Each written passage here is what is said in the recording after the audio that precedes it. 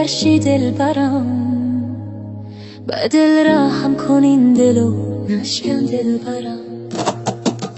بغیر از من اگر یار دگرشی دلبرم، با خون شارگم دست تنا کن دلبرم.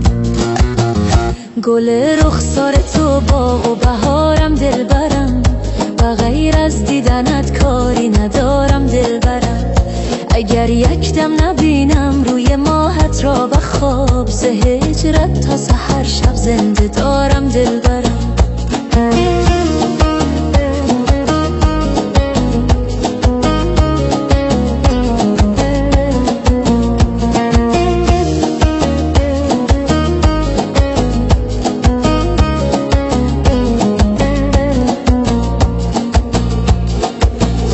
اگر پیوند خود با من گسستی دلبرم، و جای من به بیگانه نشستی دلبرم. زدی آتش به هستیم رها کردی مرا، تنها تنها به عمر من از هم گسستی دلبرم. گل رخسار تو باغ و بهارم دلبرم، بغیر از دیدنت کاری ندارم دلبرم. قدت سر و لبت قند و کلامت شهد نام، و جز پای تو سر جایی نذارم دلبرم.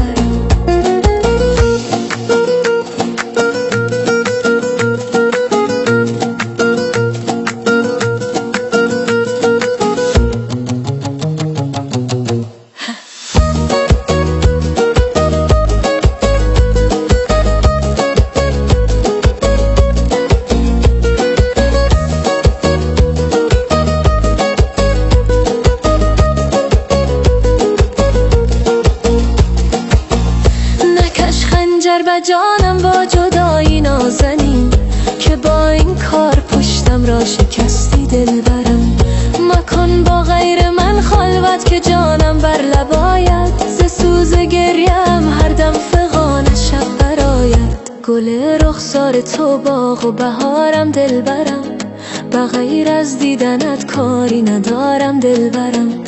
اگر یک دم نبینم روی ماهت را به خواب، ز هجرت تا سحر شب زنده دارم دلبرم.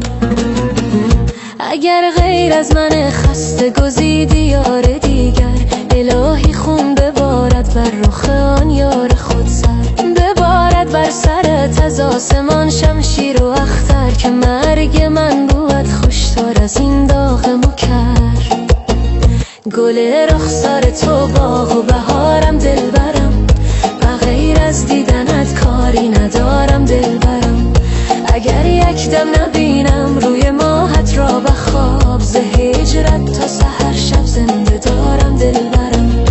اگر با دیگری پیمان کنی ای ماه تابانم،